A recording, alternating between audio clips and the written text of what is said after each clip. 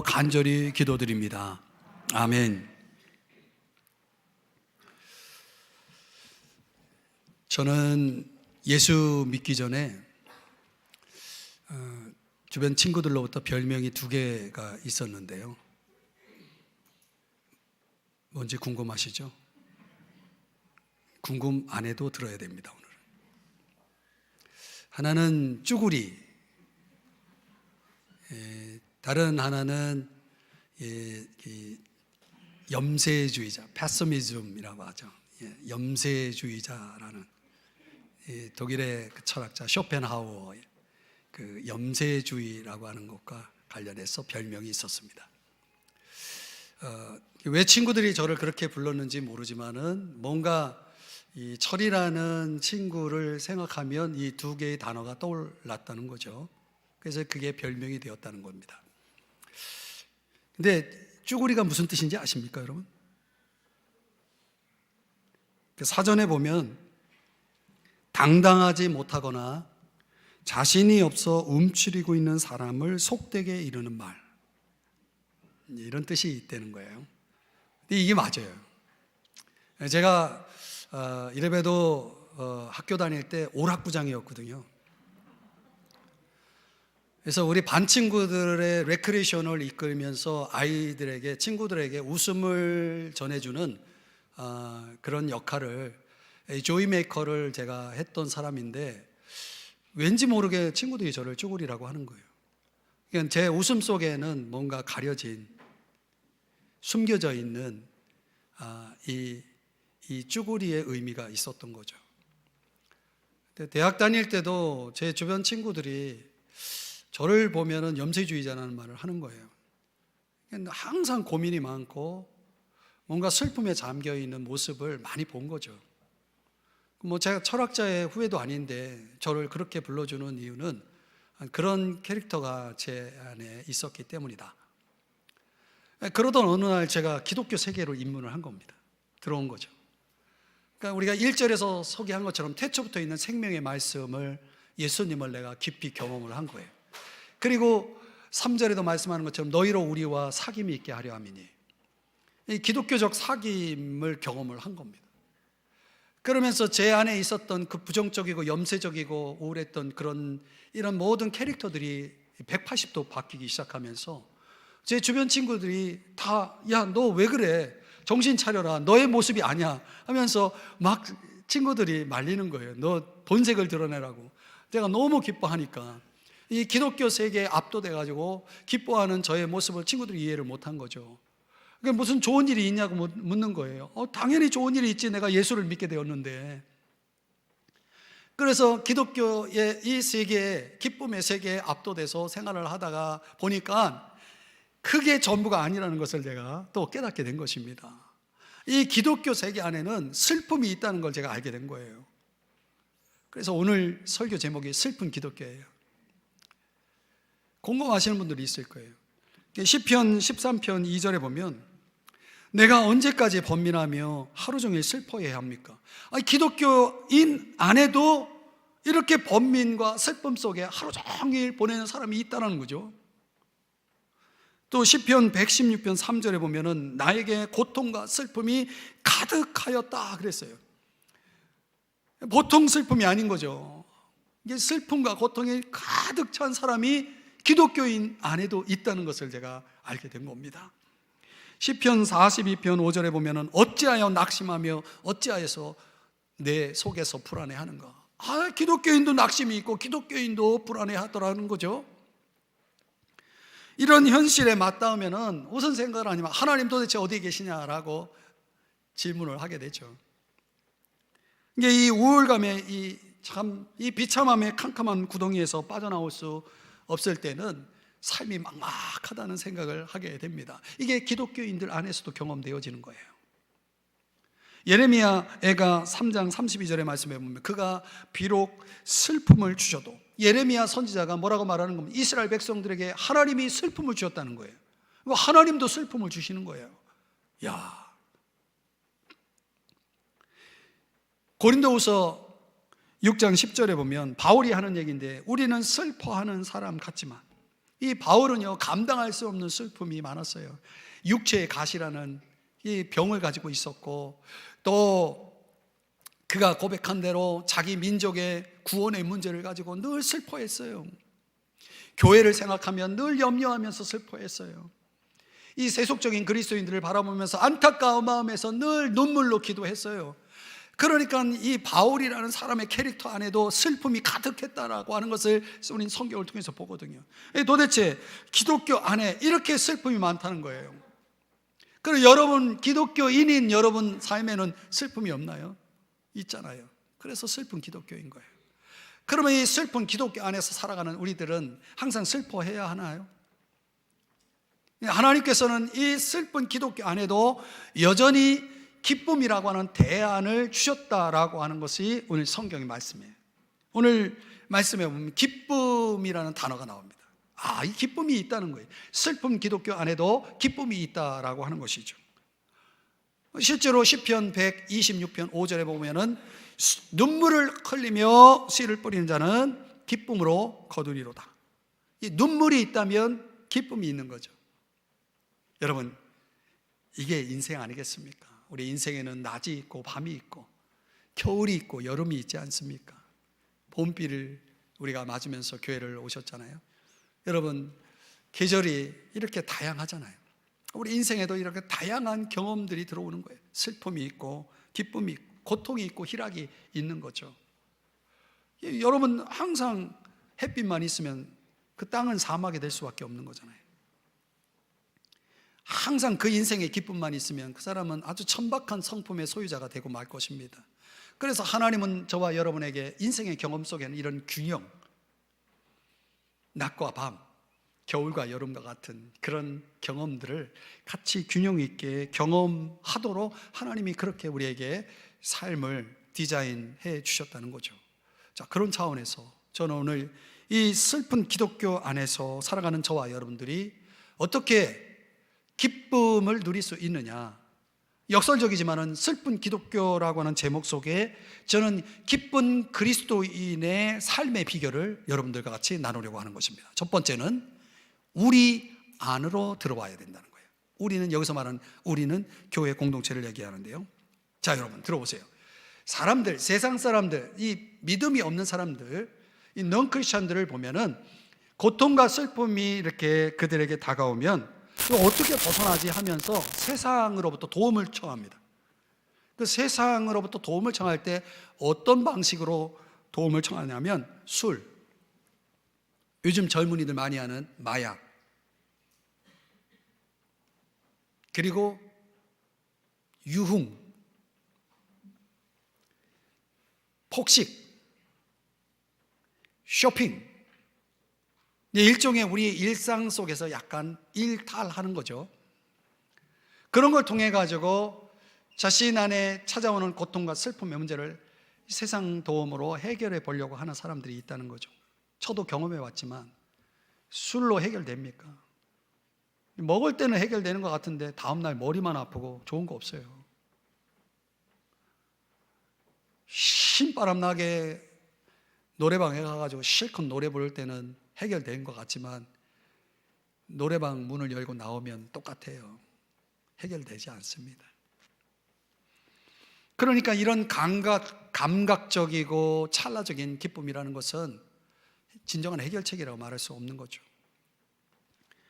이게 죄라고 하는 것이, 죄의 형태도 그래요. 기쁨을 약속하지만 항상 죄는 슬픔을 가져오게 돼 있습니다. 그래서 히브리서 11장 25절에 말씀하기를 잠시 죄악의 낙을 누리는 것보다. 근데 우리가 이런 낙이 있지만은 이거는 잠시라는 시간 속에 주어진 일종의 이런 마약과 같은 것인 거죠. 그러나 그것이 내 인생을 망가뜨리고 더 슬픈 가운데로 세우는 그런 요소가 된다는 것을 우리가 깨달아야 되는 거예요. 그런데 오늘 성경의 요한일서 1장 4절의 말씀에 보면 이 단어가 우리가 주목해 볼 단어입니다. 우리가 이것을 쓰면 우리의 기쁨이, 이 우리라고 하는 단어는 복수잖아요. 왜 여기서 이 기쁨을 얘기하면서 나의 기쁨이라고 하지 않고 우리의 기쁨이라고 했을까? 여기서 말하는 우리는 누구를 말하는 것입니까? 1차적으로는 사도 요한과 그리고 그가 섬겼던 공동체, 초대교회 공동체를 얘기하겠죠. 그리스도인들. 그러니까 오늘날로 말하면 예수 그리스도를 구주로 믿는 모든 그리스도인들을 포함하겠죠. 근데 이 기쁨을 위해서는 우리의 기쁨이 되어야 되니까 우리가 되어야 되는 거예요. 우리가 되어야 되는 거예요. 그러니까 어떻게 우리가 될 수 있느냐? 두 가지를 통해서, 예수 그리스도를 통해서, 그리고 신앙 고백을 통해서예요. 예수 그리스도를 통해서 우리가 우리 안으로 들어올 수가 있는 거예요. 이게 무슨 말이냐면, 여러분들이 교회를 나온다는 것이 우리 안으로 들어오는 게 아니고, 교회를 나오는 게 우리 안으로 들어오는 게 아니고, 고린도전서 12장의 말씀에 보면은 이 교회를 한 몸으로 비유하는 거거든요. 이 한 몸으로 비유하는데 13절 말씀은 다 같이 읽어보겠습니다. 시작. 우리가 유대인이나 헬라인이나 종이나 자유인이나 다 한 성령으로 세례를 받아 한 몸이 되었고 또 다 한 성령을 마시게 하셨느니라. 그러니까 이 우리라고 하는 공동체 속으로 들어온다는 것은 성령으로 세례를 받는다는 얘기예요. 다시 말하면 우리가 예수 그리스도를 구주로 믿고 영접할 때 우리 속에 성령이 들어오는 걸 성령 세례라고 말합니다. 이 성령 세례를 다른 말로는 거듭남이라고 말합니다. 그러니까 내 속에 성령이 들어올 때 우리가 되는 거예요. 그 우리가 될 때까지는 우리는 남이에요. 사실은 교회 안에서 우리가 같이 한 공간 속에서 예배를 드려도 우리는 아직 우리가 아니에요. 성령을 받아야 우리가 되는 거예요. 그러나 성령을 받으면서 그거를 표면적으로, 성령이 우리 속에 들어와 있는지 들어와 있지 않는지는 우리가 표면적으로 모르잖아요. 뭘로 알 수 있냐면 신앙 고백을 통해서 알 수 있는 거예요. 그럼 우리가 예배 시간에 항상 하는 게 사도신경이라는 걸 합니다. 이게 신앙 고백이거든요. 이 신앙 고백을 하는 사람과 하지 않는 사람이 딱 차이가 나는 거예요. 그러니까 신앙 고백을 압축하면 로마서 10장 9절 10절인데 거기에 그렇게 말씀합니다. 내가 만일 내 입으로 예수를 주로 시인하는 거예요. 여러분, 우리의 신앙 고백 공통점은 뭐냐면 예수님이 어떤 분이다? 로드, 주인이라는 거예요. 우리는 도덕적인 예수를 믿는 게 아닙니다, 여러분. 우리가 성인 예수를 믿는 게 아니에요. 여러분 인생에, 여러분 삶에 축복해 주는 그런 어떤 삶의 어떤 기복적인 도구로서의 예수를 믿는 게 아니거든요. 우리는 예수를 주인으로 믿고 있는 거예요. 로드로. 그리고 그분을 우리의 구원자, 구세주로, 세비어로 우리가 예수님을 믿는 거거든요. 그래서 그분이 십자가에 죽으시고 부활하신 거예요. 그러니까 저와 여러분이 이 신앙 고백이 동일해야 우리는 우리가 되는 거예요. 마태복음 10장 32절에 보면 이 우리를, 즉 누구든지 사람 앞에서 나를 시인하면, 예수를 신앙 고백에 맞게 주인으로 구주로 시인하는 사람들, 인정하는 사람들만 하나님 아버지가 인정한대요. 그냥 하나님 아버지가 인정하는 사람만이 우리가 되는 거예요. 그러면 우리는 우리는 어떤 우리가 되냐면 서로가 형제 자매가 되는 거예요. 지난주에 여러분에게 말씀한 것처럼 형제 자매가 되면 우리는 서로를 환영하고 다 받아들이게 되는 거예요. 그러면 여러분, 우리가 서로 가지고 있는 기쁨이 있는데 그 기쁨이 형제 자매가 되기 때문에 여러분 집안에 기쁜 일이 있으면 그 기쁨을 같이 나누잖아요. 똑같아요. 형제 자매가 되기 때문에 너의 기쁨, 나의 기쁨이 같이 공유되고 그것이 우리의 기쁨이 되어서 그 기쁨을 누리게 되는 거예요. 사랑하는 여러분, 그래서 로마서 12장 15절에서 즐거워하는 자들과 뭐 한다고요? 함께 즐거워할 수 있는 거예요. 형제 자매이기 때문에. 남이 아무리 기뻐도 나는 안 기뻐. 남이기 때문에 그래요. 그럼 우리는 형제 자매예요. 그럼 내 가족이 기뻐. 그럼 나는 기쁜 거예요. 옆 사람에게 슬쩍 물어보세요. 그래요, 안 그래요?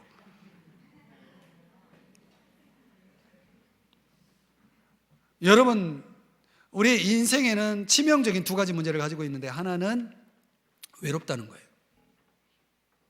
사람이 그렇게 많아도 여전히 나는 외로운 거예요. 인생이 외롭다는 건 그거는 존재적으로 본질이에요. 본질. 인간의 본질은 외로운 겁니다. 이건 죄로부터 온 것이기 때문에 그렇습니다. 근데 그거를 해결할 수 있기 위해서 하나님이 우리에게 주신 게 지난주에 나눴던 사귐, 펠로우십이에요. 외롭지 말라고, 그래서 3절을 주셨고, 또 인간이 가지고 있는 또 치명적인 두 번째 문제가 뭐냐면 헛됨, 이 emptiness라고 하죠. 우리 속에 있는 그 인생에 대한 공허, 허함, 이런 것들은 모든 인간이 다 가지고 있는 거예요. 이 또한 하나님이 없기 때문에 생기는 문제거든요. 그래서 그 헛됨을 해결하기 위해서 하나님이 주신 처방이 뭐냐면 기쁨이라는 거예요. 그 하나님이 주시는 기쁨이 있을 때만이 그 공허가 해결이 되는 거예요. 그러니까 여러분이 이 기쁨을 얻기 위해서 해야 될 일은 두 가지예요. 믿음으로 예수 그리스도 안으로 먼저 들어와야 돼요. 두 번째는 순종함으로 여러분들이 그의 몸된 교회인 공동체 속으로 들어올 때, 소속될 때, 그 소속되는 게 굉장히 중요하거든요. 그래서 2부 예배 마치고 이 설교에 감동받아가지고 등록하신 분이 있어요. 소속이 돼야 되는 겁니다. 그래야 우리의 기쁨을 내가 누릴 수가 있게 되는 겁니다. 사랑하는 여러분, 여러분은 진정 교회를 다니시는 분입니까? 아니면 공동체 속으로 우리 안으로 들어오신 분입니까?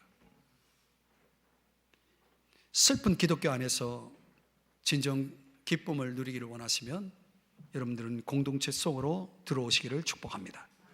두 번째로, 슬픈 기독교 안에서 기쁨을 누리기 위해서는 충만해야 됩니다. 뭐가? 기쁨이 충만해야 됩니다.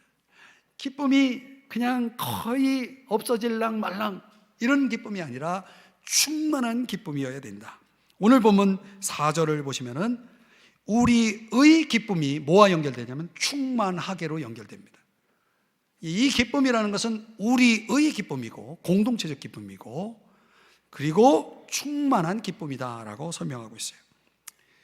이걸 깊이 깨달은 사람이 누구냐? 다윗입니다. 다윗이 시편 16편 11절에 자막의 내용을 같이 읽어보겠습니다. 시작. 주의 앞에는 충만한 기쁨이 있고 주의 오른쪽에는 영원한 즐거움이 있나이다. 아멘. 요걸 깨달은 거예요, 다윗이. 그래서 이상해요. 하나님 앞에만 나오면 기뻐요. 이 기쁨을 아는 사람들은 하나님 앞에 나오는 기쁨, 하나님의 임재 앞에 서는 기쁨, 이 예배의 기쁨, 이런 걸 아는 사람들은 다윗의 그 고백대로 이런 걸 경험했기 때문이죠. 원래 이 충만이라고 하는 플레로라고 하는 단어는 이렇게 컵이 있으면은 컵에 이제 물이 있다 그러면 반절 또는 뭐 3분의 1 이런 게 아니라, 그리고 아예 꽉 차 있는 게 아니라 아예 그냥 계속 넘치고 있는 거예요. 그냥 물이 흘러 넘치는 걸 얘기를 하는 거예요. 가득 차 있는 게 아니라 넘치는 거예요. 이게 플레로, 충만이라는 뜻이거든요. 예수님이 제자들이 경험할 기쁨에 대해서 이런 말씀을 하셨어요. 요한복음 15장 11절에 보면 내 기쁨이 너희 안에 있어 너희 기쁨을 어떻게 해요? 충만하게 하려 함이라. 그러니까 예수님의 기쁨이 우리 속에 들어오면 그 기쁨은 충만한 기쁨이 된다는 거죠. 그 기쁨은 영원한 기쁨이 되는 거예요. 그래서 요한복음 16장 22절에서는 그 기쁨을 빼앗을 자가 없으리라 그랬어요. 그 영원한 기쁨이죠. forever예요. 이 기쁨이, 예수님의 기쁨이 우리 속에 들어오면 충만하고 영원한 거예요. 근데 이런 기쁨을 여러분 아시나요? 여러분 학교 다닐 때 종교 시간에 배운 칼 막스의 이런 말이 있습니다. 칼 막스는 사람들이 행복하기 위한 어떤 첫 번째 조건, 그 인간의 행복의 첫 번째 조건은 종교를 폐지하는 것이다 그랬어요. 이제 이 칼 막스의 후예인 공산주의자들은 그래서 종교를 없애는 일을 합니다. 그래서 중국도 중국 안에 있는 그 1억이 넘는 그리스도인들을 핍박하면서 교회를 불질러서 교회를 폐쇄시키고 이런 일들을 하거든요. 왜? 행복하기 위해서. 이게 칼 막스의 주장에 의하면 종교가 없어야 사람은 행복하다는 거예요. 그러나 성경은 반대로 얘기해요. 종교가 있어야, 다시 말하면 예수 그리스도를 믿어야 기쁨과 행복이 보장된다. 여러분 칼 막스를 믿든지 기독교를 믿든지 예수님을 믿든지 선택해야 돼요. 뭘 믿을래요? 칼 막스를 믿겠습니까? 그러면 여러분 공산주의 하에 있는 사람들은 다 행복해야 되잖아요. 칼 막스의 얘기를 종교를 없앴으니까 그렇게 되냐고요. 그건 사실이 아닙니다. 진리가 아닙니다. 거짓입니다. 이 충만한 기쁨의 근원은 종교가 없어지는 데 있는 게 아니라 예수 그리스도 안에 있는 거예요. 그럼 이 충만한 기쁨의 그 실체가 뭐냐? 그 내용이 뭐냐? 도대체 왜 기쁨인데 충만하다라고 말하고 있느냐? 그 충만함은 하나님의 속성과 관련되어 있기 때문에 충만한 기쁨이에요.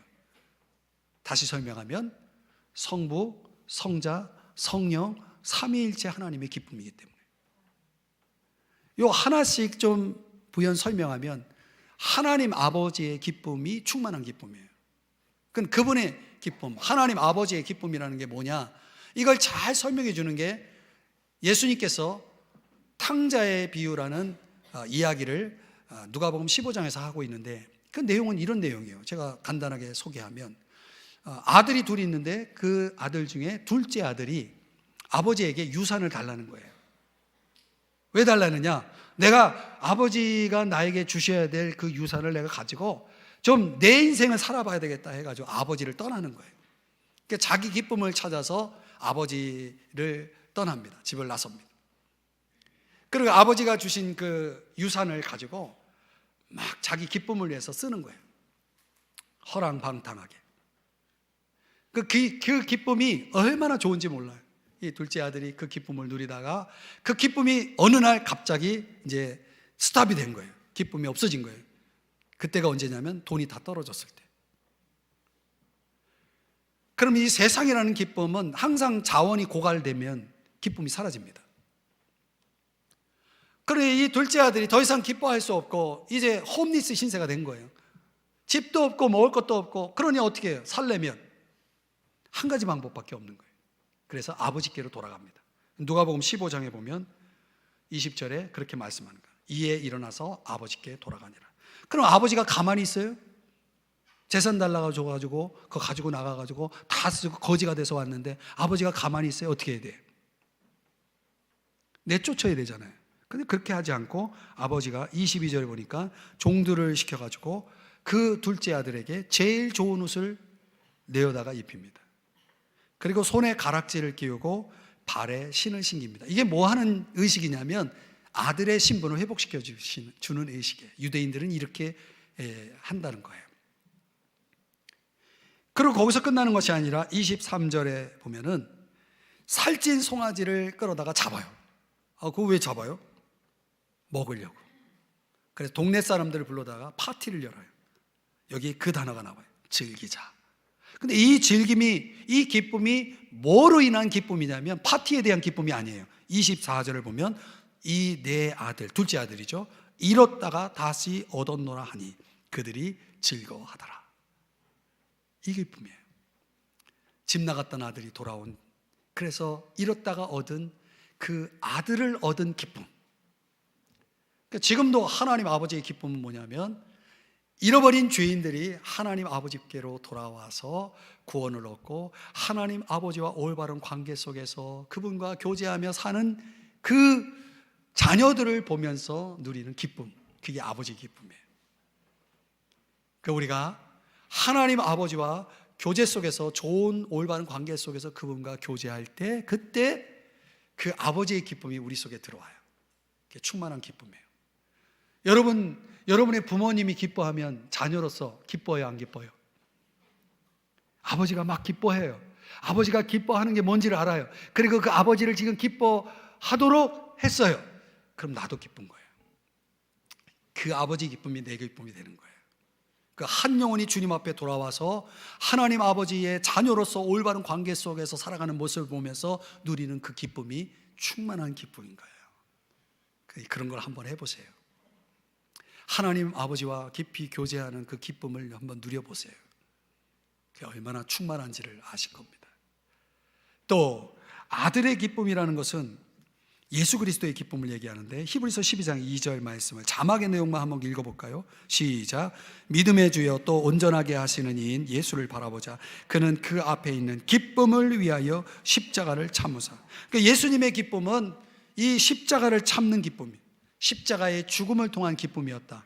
도대체 왜 십자가의 죽음을 기뻐하느냐? 그 이유는 십자가로 인해서 하나님 아버지의 뜻을 완수했다는 기쁨이겠죠. 그리고 그 십자가의 대속적 죽음을 통해서 많은 영혼이 구원을 받게 되리라고 하는 기대에 대한 기쁨이겠죠. 그래서 이 기쁨을 요한복음 17장 13절에서는 내 기쁨이라고 표현하고 있습니다. 이 기쁨을 그들 안에 충만히 가지게 하려 함이라. 그러니까 이런 기쁨을 우리는 사명의 기쁨이라고 말해요. 그러니까 우리가 예수 믿고 예수님 안에 있을 때 여러분에게는 십자가가 다 주어지거든요. 내가 져야 될 십자가라는 게 있어요. 이거는 성경에는 자기 십자가라고 얘기하고 있거든요. 누가복음 9장에 보면 자기 십자가를 지고 나를 따르라 그랬어요. 그 자기 십자가 어떤 사람에게는 자녀라는 십자가로 주어지고, 어떤 경우에는 질병이라고 하는 십자가로 주어지고, 어떤 경우에는 아주 어려운 환경이라는 십자가가 주어지고, 저 같으면은 목회라고 하는 십자가가 주어지고, 이 각자가 하나님으로부터 받는 사명, 하나님이 내게 주신 십자가라는 사명이 있어서 그 사명을 내가 지고 갈 때 주시는 기쁨, 그걸 참는 기쁨, 그것으로 인하여 누리는 기쁨, 이런 게 있다는 거예요. 아시나요? 사명이 뭔지도 모르는데 이 기쁨을 알겠습니까? 하나님이 내게 주신 사명을 발견하고 이 사명을 감당할 때 주시는 이 예수 그리스도의 기쁨, 아들의 기쁨이 있는 거예요. 이건 사명 속에서 누리는 기쁨이죠.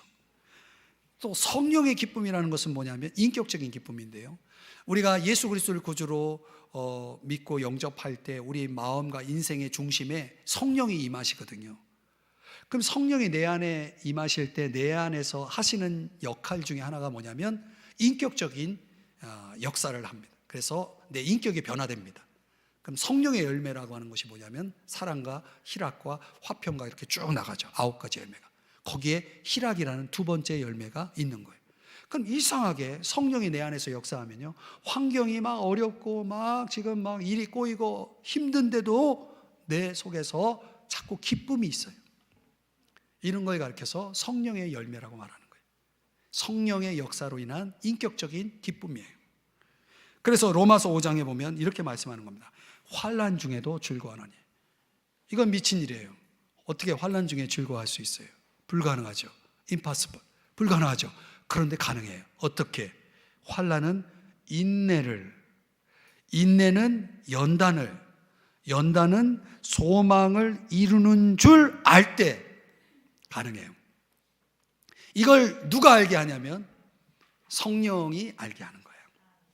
그래서 성령께서 이 어려움 속에서 내가 인내를 배우고 있다는 걸 알게 해요. 그 내가 인내하고 있는 동안 내 인격이 하나님이 기뻐하시는 신앙적 인격으로 연단되고 있다는 걸 알게 해요.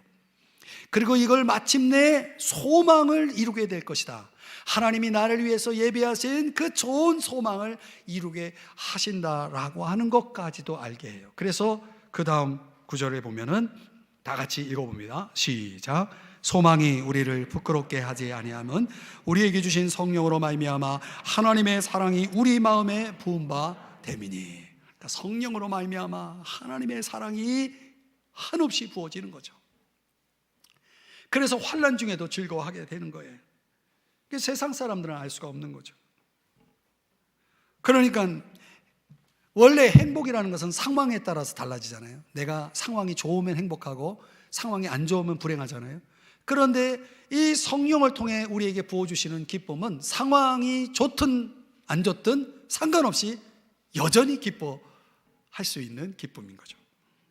그래서 사도행전 13장 52절에 기쁨과 성령이 충만하니라. 이 두 가지는 항상 같이 다니는 거예요. 성령이 충만하면 기쁨이 충만하고 기쁨이 충만하면 성령이 충만한 거예요. 그러니까 성령이 내 속에서 충만하게 역사하니까 내가 불평이 올라오고 좌절이 밀려올 때도 나는 기쁨이 충만한 거예요. 성령의 역사죠.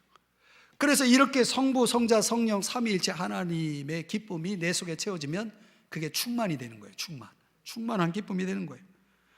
이게 여러분, 우리가 기독교인으로서 저와 여러분이 슬픈 기독교 안에 살면서 우리가 뭐 억지로 사람들에게 막 사람들에게 꾸미려고 이렇게 감정적으로 웃는 척 하라는 얘기 아니에요. 그건 꾸민 감정이지 그거는 기쁨이 아니죠. 기쁨이라는 것은 하나님 안에서의 기쁨이고 우리 안에서 일어나는 기쁨이기 때문에 그런 것들을 내가 감정적으로 사람들을 속이려고 그냥 웃는 척하고 기쁜 척하라고 이렇게 하라는 게 아니에요. 그러니까 입으로만 기쁜 건 그거는 가짜죠. 그러니까 전등 스위치처럼 껐다 켰다 하는 그런 오락가락하는 기쁨은 성경이 말씀하는 그런 기쁨이 아니에요. 하나님이 주시는 기쁨은 그런 기쁨이 아니라는 거죠. 왜 그러느냐?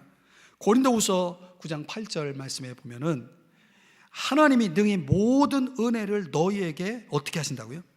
넘치게 하신다는 거. 아까도 그랬잖아요. 넘친다는 건 충만이기 때문에 이거는 뭐 가득 차 있는 정도가 아니라 그냥 흘러 넘치는 거예요. 그 모든 게 넉넉하다는 거예요. 하나님이 주시는 그 모든 은혜로 인해서 모든 게 넉넉해. 그 항상 모든 것이 넉넉한 것 중에 기쁨도 들어가 있는 거예요. 그 기쁨이 항상 넉넉해. 그러면 여러분, 그 기쁨이 여러분 속에 있다고 생각해 보세요. 그럼 여러분의 때때로 여러분의 인생 속에 슬픔이 있어요. 그래도 이 넘치는 은혜로 넘치는 기쁨, 충만한 기쁨이 내 속에 있다면 나는 기뻐할 수 있는 거예요. 그래서 성경이 뭐라고 말해요? 항상 기뻐하라고 그랬잖아요. 항상 기뻐하라. 이것이 너희를 향하신 하나님의 뜻이다. 그렇게 하고 계시나요? 그렇게 해야 되는 거예요. 그러면 내가 성부, 성자, 성령, 삼위일체 하나님의 기쁨이 내 속에 있지 않으면 불가능하죠. 척할 수는 있어요. 그러나 그건 오래가지 않아요. 사람들이 알아요. 척하는지 진짜 기쁜지 안다는 거죠. 그런 여러분 충만한 기쁨을 소유할 수 있기를 주의 이름으로 축복합니다. 관계가 하나님 아버지와의 관계가 있어야 돼요. 십자가의 사명을 감당해야 돼요. 그리고 성령이 맺어주시는 인격적인 성숙함이 일어날 때 그 기쁨이 여러분을 충만하게 만든다. 마지막 세 번째는 우리가 슬픈 기독교 안에서 저와 여러분이 기쁨을 누리는 비결은 유지해야 되는 거예요. 유지하지 않으면 충만한 기쁨이 있어도 그게 오늘 없을 수 있는 거예요. 유지하지 않으면. 그러니까 D.L. 무디가 아주 이런 말을 어느 집회에서 했다고 그래요. 장례식보다 슬픈 종교 집회가 너무 많다. 이것이 복음의 장애물이다. 그러니까 예수 믿지 않는 사람들이 예수 믿는 길을 가로막는 최대의 장애물이 뭔지 아세요? 기쁨 없는 태도로 살아가는 그리스도인이다. 이렇게 말했어요. 예수 믿는 사람들이 전혀 기쁨이 없어. 그럼 예수 믿지 않는 사람들이 그 사람을 보면서 예수 믿고 싶어 지겠어요? 옆 사람을 보면서 한번 물어보세요. 이런 말이 있죠. 인간은 처음으로 자신을 웃어 넘길 때 비로소 어른이 된다. 이런 말대로라면 어른이 참 웃음이 많아져야 되는데 이상하게 애들은 뭐 조금만 이상한 표정 줘도 막 깔깔깔깔 웃잖아요. 근데 어른들은 아무리 웃겨도 안 웃어. 제가 재밌는 얘기를 해도 안 웃어. 그럼 나중에 혼자 화장실 가서 웃는지 모르겠지만 안 웃어요. 그 진정한 어른이 안 됐다는 얘기죠. 자신의 실수를 웃어 넘길 줄 모르는 사람일수록 다른 사람의 실수도 잘 용서하지 못한대요. 맞는 말이죠. 그러면 다른 사람들의 실수를 용서하지 못하니까 속에 꽁 하고 있을 거 아니에요. 그게 종기처럼 언젠간 골마서 터진다는 거예요. 그런 일들이 우리의 삶 속에 일어나는 거죠. 그러니까 우리가 가만히 생각해 보면 내 속에 기쁨을 가지고 있어야 할 내가 전혀 기뻐하지 않고 살아가고 있다 그러면 뭔가 내 안에 문제가 발생이 되어 있는 거예요. 기쁨을 누린 유일한 길은 우리가 하나님께 받는 거 아니겠습니까? 하나님의 성부, 성자, 성령, 삼위일체 하나님의 기쁨을 받아야죠. 그러니까 우리 그리스도인들이 정말 주체할 수 없는 기쁨의 사람들이라는 것은 아주 가장 중요한 캐릭터 아니겠습니까? 그러니까 예수 믿는 사람만 생각하면 기쁨이라는 단어가 떠올라야 되거든요. 왜 그렇게 될 수밖에 없냐면 죄사함 받았잖아요. 그렇죠? 죄사함 받았잖아요. 로마서 4장에서 말하는 이 기쁨이 얼마나 큰 기쁨인지 설명하잖아요. 또 하나님 아버지 돌봄을 받고 있잖아요, 여러분. 하나님의 자녀가 돼서 하나님 자녀로서 하나님이 아버지가 되셔서 우리의 삶을 돌보고 있으니 얼마나 기뻐요. 죽어도 갈 집이 있잖아요. 또 여러분, 죽어서 갈 집이 있어요, 없어요? 여러분, 천국의 하늘나라에 우리 집이 있잖아요. 이거야말로 진정 기쁨의 셈이 아니겠습니까? 그럼 우리가 당연히 기뻐해야 되는데 현실은 또 그렇지 않잖아요. 왜 그래요? 여러분, 전혀 기쁨이 없는 것처럼 그리스도인들이 살아갈 수 있는가? 가능한가? 가능해요. 왜? 잃어버리면 가능해요. 요한일서 1장 4절 말씀에 보면 이렇게 말합니다. 우리가 이것을 쓰면, 요 쓴다라는 단어가 중요한 것은 이 쓴 목적이 뭐냐면 오늘 1장 4절에는 충만한 기쁨을 갖게 하기 위해서다라고 그랬거든요. 아니, 원래 충만한 기쁨을 갖고 있는데 왜 이걸 굳이 써서 또 갖게 하는가? 전제가 뭐예요? 이 기쁨을 잃어버린 사람들에게 이 기쁨을 다시 갖도록 지금 요한일서라고 하는 편지를 쓰고 있는 거예요.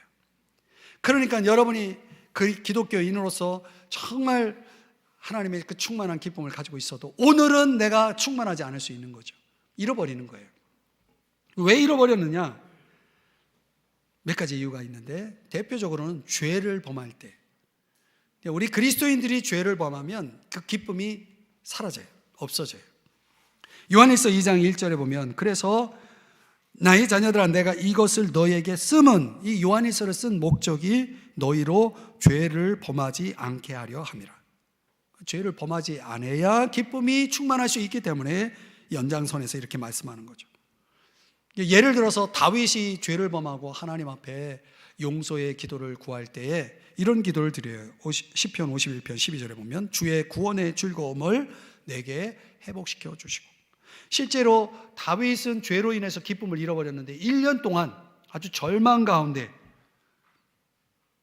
그 칠흑 같은 먹구름 속에서 양심의 가책을 느끼면서 1년 동안 마치 병든 노인처럼 생활하게 됩니다.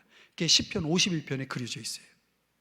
이게 실제로 그렇게 됩니다. 여러분이 아무리 충만한 기쁨을 소유했던 그리스도인이라 하더라도 죄를 범하면 다윗처럼 그렇게 되는 거예요. 또 기쁨을, 그 충만한 기쁨을 잃어버린 이유는 말씀을 소홀히 할 때, 사실 기쁨을 유지하는 비결 중에 하나가 뭐냐면 예레미야 15장 16절에 보면 주의 말씀을 얻어 먹어야 되거든요. 말씀을 먹지 않으면 그 충만한 기쁨이 유지될 수가 없어요. 왜? 말씀 속에 뭐가 있기 때문에? 기쁨이 있고 즐거움이 있기 때문에. 그러니까 더 없는 이 충만한 기쁨을 여러분들이 원한다면 여러분의 하루의 시작을 항상 하나님의 말씀을 읽고 묵상하는 것으로 시작하면 됩니다. 그러면 그날은 충만한 기쁨으로 살아갈 수가 있어요. 이게 말씀이 없기 때문에, 말씀을 얻어먹지 않았기 때문에 여러분들의 하루가 충만한 기쁨이 실종된 상황에서 보내는 하루가 되는 것입니다. 또 이 충만한 기쁨을 유지하려면 잃어버리지 말아야 되는데, 왜 잃어버리냐? 기도를 잊어버리기 때문에. 기도를 잊어버리기 때문에. 요한복음 16장 24절을 자막의 내용만 같이 읽어보겠습니다. 시작. 구하라, 그리하면 받으리니 너희 기쁨이 충만하리라. 그러니까 기쁨이 충만하려면 뭐 하라? 구하라는 거예요. 구하라는 거예요. 구하면 어떻게 되니까? 받으니까. 받으면 기쁨이 충만해진다는 거예요. 여러분, 우리가 인생을 살아가는 방식이 두 가지가 있어요. 내 자원으로 살아가는 방식과 하나님의 자원으로 살아가는 방식이 있어요. 내 자원은 항상 유한하기 때문에 바닥이 날 때가 와요. 그냥 조금만 써도, 그날의 자원은 조금만 써도 바닥이 나요. 늘 궁핍한 거예요. 그런데 하나님의 자원은 바닥 나는 법이 없어요. 하나님은 얼마나 부유한지 몰라요. 기도만 하면은 하나님의 보물 창고가 열리는 거예요. 여러분, 그런 뉴스 못 봤어요? 요즘 하나님이 무척 바쁘시다는 거. 뭐 하느라고 바쁘냐면 창고 늘리느라고. 하도 인간들이 기도를 안 해가지고 그 하나님이 쌓아놓으신 보물 창고가 계속 늘어나니까 창고를 늘리느라고 지금 바쁘시대요. 좀 깨달으세요. 하여튼 징글징글하게 기도를 안 해요. 그럼 무슨 말이냐면 이 말은 내 자원으로 살고 있다는 거예요.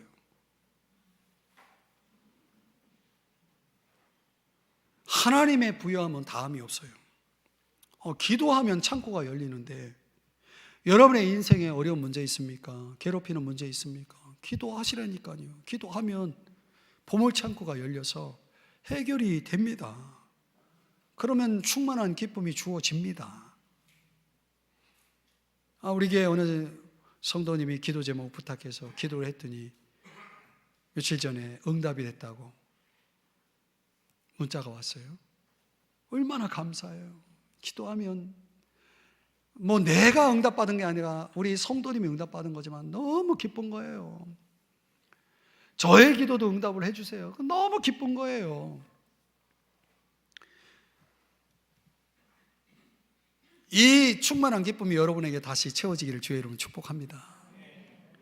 느헤미야 8장 10절에 뭐라고 말씀합니까? 여호와로 인하여 기뻐하는 것이 너의 힘이라고 그랬어요. 우리가 힘을 내야 되는데 이 기쁨이 있어야 힘이 되는 거예요. 그 기쁨은 누구에게 오는 거냐? 하나님에게서 오는 거죠.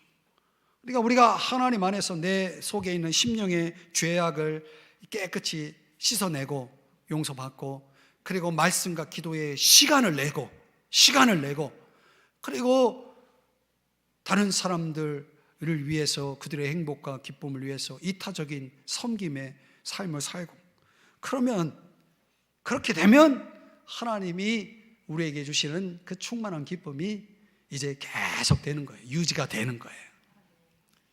그렇게 살고 싶지 않습니까? 네, 여러분의 삶에 이런 충만한 기쁨이 계속 유지될 수 있기를 주의 이름으로 축복합니다. 기쁨이라는 건요, 비유를 한다면 삶이라는 기계에 기름을 치는 것과 같아요. 여러분, 기계에 기름을 치지 않으면 이게 기계가 제대로 작동이 될 수가 없어요.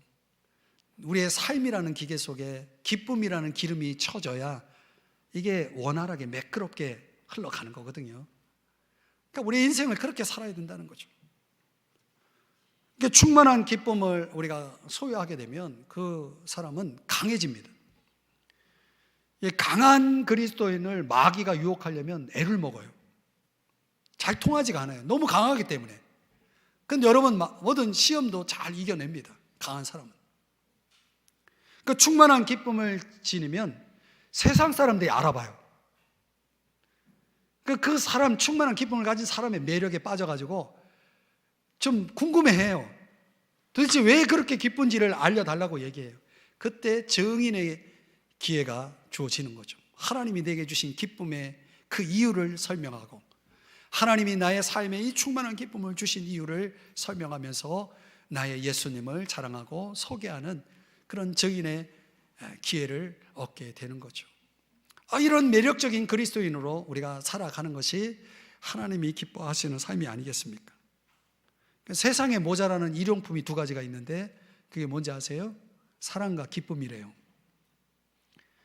우리 주변에 있는 사람들을 보면 다 여기에 굶주려 있어요.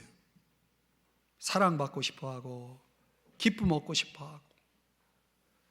이제 이 사랑과 기쁨을 누구에게서 찾을까? 세상을 아무리 찾아다녀도 이게 없다는 결론을 내린 사람들이 누구를 주목하기 시작하냐면 충만한 기쁨과 사랑을 소유한 그리스도인들을 주목하기 시작하는 거예요.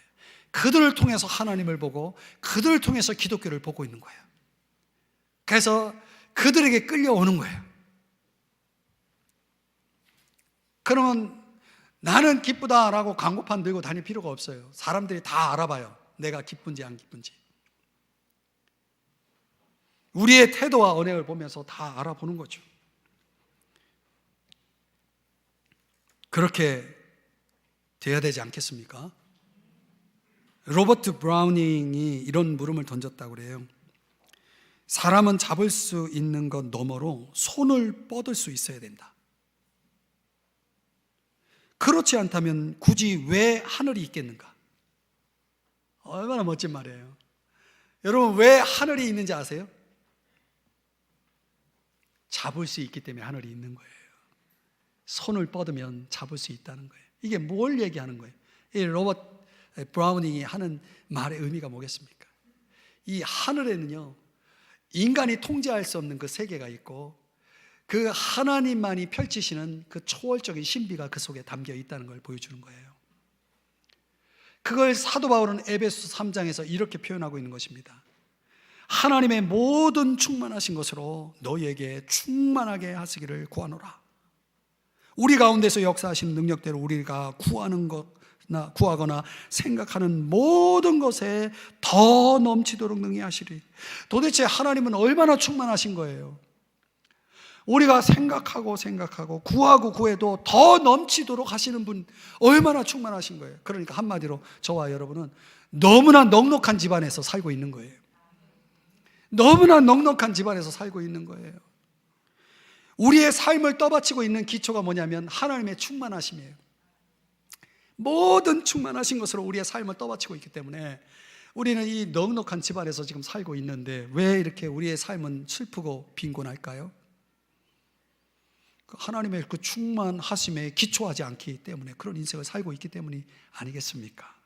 사랑하는 여러분, 물론 기독교라고 하는 것이 탄생될 때는 너무나 유한하고 제한된 한계를 지닌 인간들이 예수 믿고 비로소 탄생이 되었죠. 그래서 인간으로 인한 한계는 있어요. 그러나 기독교의 본질은 하나님의 모든 충만하심입니다. 그렇기 때문에 기독교 안에는 하나님의 모든 충만이 있는 거고, 교회 안에는 이 충만을 경험한 사람들이 충만한 기쁨을 가지고 있는 그리스도인들로 가득 채워져 있어야 되는 거예요. 그게 바로 여러분들이 그렇게 되어야 한다는 것입니다. 그렇게 되기 위해서 오늘 세 가지가 우리에게 그 방법적으로 오늘 말씀이 우리에게 제시해 준 거예요. 우리가 우리 안으로 들어와야 됩니다. 여러분들이 교회를 다니는 것을 끝이 아니라 교회 공동체 속으로 깊이 들어와야 되는 거예요. 그래야 우리의 기쁨이 여러분에게 주어질 수 있는 것이고, 또 충만한 기쁨이어야 되는 거예요. 그 충만하지 않은 기쁨은 성경이 말하는 기쁨이 아니에요. 그 충만한 기쁨은 기원이 하나님 아버지와의 관계 속에서 예수 그리스도의 그 십자가를 통한 사명의 이 기쁨, 그리고 성령이 내 안에서 열매 맺고 또 이루시는 인격적인 그런 기쁨, 이런 기쁨으로 우리가 충만해질 때 그 충만한 기쁨을 우리가 가지고 살아갈 수 있는 거죠. 그리고 더 나아가서 그걸 유지하기 위해서 여러분의 심령을 깨끗하게 하고 말씀과 기도에 시간을 내고, 그리고 이타적인 삶을 살아갈 때에 하나님은 여러분에게 이 놀라운 충만한 기쁨을 계속 누릴 수 있도록 역사하실 것입니다. 이제 이 충만한 기쁨을 가지고 어둡고 지친 세상을 치유하기 위해서 여러분이 나서야 됩니다. 저 세상을 치유하고 저 세상을 구원하기 위해서 이 충만한 기쁨의 증인되어 살아가시는 저와 여러분이 될 수 있기를 주님의 이름으로 축복합니다. 기도하겠습니다. 사랑하시는 주님, 우리에게 이 충만한 기쁨을 주심을 감사하고 이 충만한 기쁨을 나눌 수 있도록 우리로 하여금 더 주님 앞에 가까이 나아가게 하시고, 또한 사명을 감당하게 하여 주시고 인격적으로 성숙해지게 도와주시고